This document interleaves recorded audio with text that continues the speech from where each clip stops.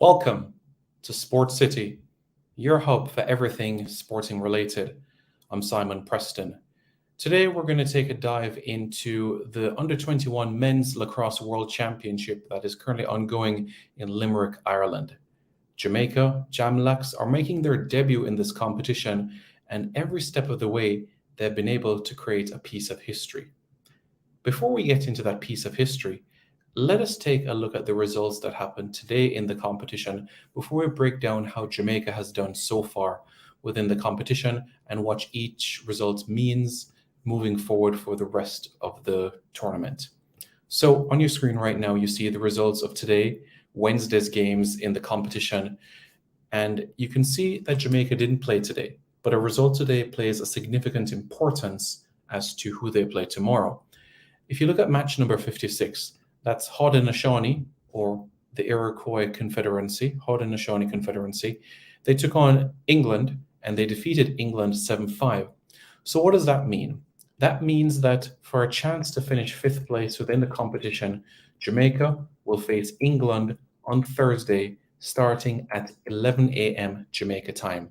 So at 11 a.m. Jamaica time, Jamaica will face England. Jamaica will get into their results quite shortly, but a win against England, a win on Friday, and a win on Saturday will cement Jamaica fifth place within the competition. In this 23-team competition, the worst that Jamaica can finish is 12th. And that in itself is historic. Why? Because no Jamaican men's sports team has ever finished within the top 12 of any sporting competition. The Reggae Boys has never finished in the top 12 of a World Cup. Neither has Jamaica's Rugby Sevens team. Neither is Jamaica's basketball team. So this is a piece of history for Jamaica's Under 21 men's lacrosse team. Jamaica's senior men's lacrosse team, they finished 13th at the World Championship in Netanya, Israel in 2018. So Jamaica, who worst case scenario can finish 12th, will have something positive going for them at this point in time. So what we're going to do right now is look at Jamaica's results so far within the competition and take a look at their statistics and see how things have been going from their perspective. So from Jamaica's side of things, let's take a look at the results so far within the competition. Jamaica started the tournament with a comprehensive 14-0 victory over Latvia. This was the first time Jamaica were keeping a clean sheet at any Lacrosse World Championship. This was not done with the men in Israel in 2018, not done with the women at the under-19 level in Canada in 2019, and not done with the women in Towson, Maryland in July here in 2022. Other results they've had so far in the competition was a 9-0 defeat to Ireland, a 7-6 defeat to Germany, and most recently, an 10-8 loss to Japan. So let's look at the squad and see how the statistics match up at this point in time.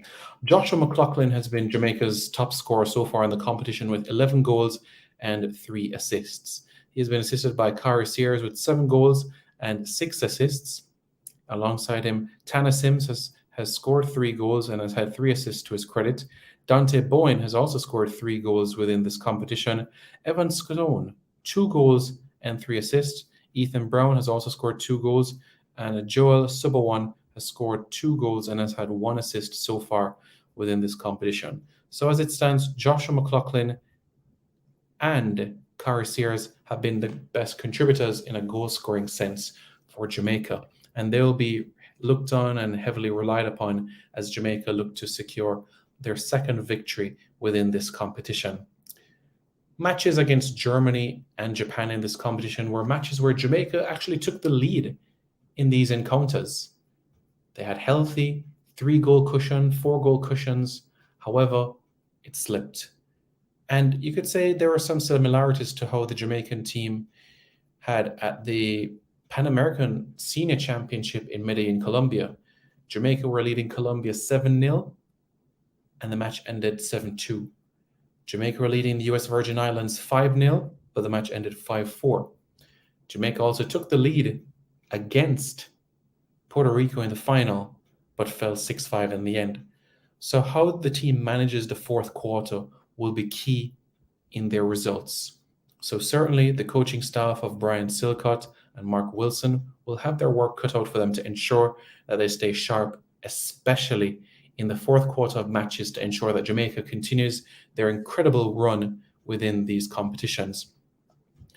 And with the men's senior lacrosse world championship set for San Diego next year, a lot of these players will be hoping to get themselves within contention with that senior team squad. But it must be noted that a couple of members of this current team were part of Jamaica's team that finished second at the Pan American Championship in Medellin, Colombia last month. One of the players that was part of that squad is Owen Stevenson. He's known for the man that handles all of the face-offs. Owen was part of that squad, and he's currently part of this squad. And another member that was part of that squad is Tony Diallo. Tony Diallo was a part of that squad. So was Owen Stevenson. And in addition to Owen Stevenson, another player was Jaheim Hawkins. Tyrese Finley is listed here as a senior player, but he was part of the team in Medellin, Colombia, in the senior team, and he played Jamaica's opening game against Colombia. So this is where things stand right now, but people might be asking, well, what are England's results like so far in the competition? How have England looked so far in proceedings? Well, let's have a look at their results and see how things have been matching up from the England perspective of things. So England in the competition so far, they lost 14-3 to Haudenosaunee. They lost, yep, you guessed it, 17-3 to the United States, 8-3 to Australia, 13-1 to Canada. They picked up their first victory of the tournament recently in a 10-2 win over Israel, and they lost to Haudenosaunee 7-5. So their game against Jamaica, both teams will be searching for their second victory of the competition. Let's go back to the permutations. So in this competition, you could call it the placement stage of sorts. This is match number 68. So let's see in terms of who Jamaica could play in their next game. Let's map that out and see specifically what the permutations are for the rest of the competition. So Jamaica plays England on Thursday. If Jamaica were to beat England, game number 68, as you can see, then they'd play the winner, game 69, which would be Czech Republic against Puerto Rico. Most likely, it will be Puerto Rico. Puerto Rico has a formidable unit. If Jamaica loses to England, then they'll play the loser of the Puerto Rico-Czech Republic game.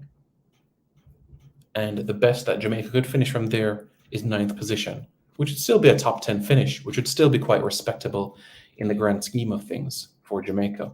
So we will look at that and see how things match from there. So if Jamaica were to lose to England, the best they would finish after that is 9th.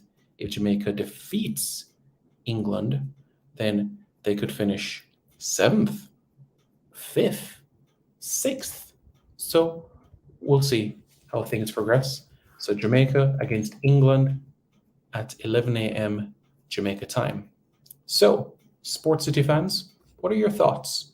How do you view Jamaica's chances of continuing their run in this World Championship? Do you think that they'll continue with all of the great things that they have done so far?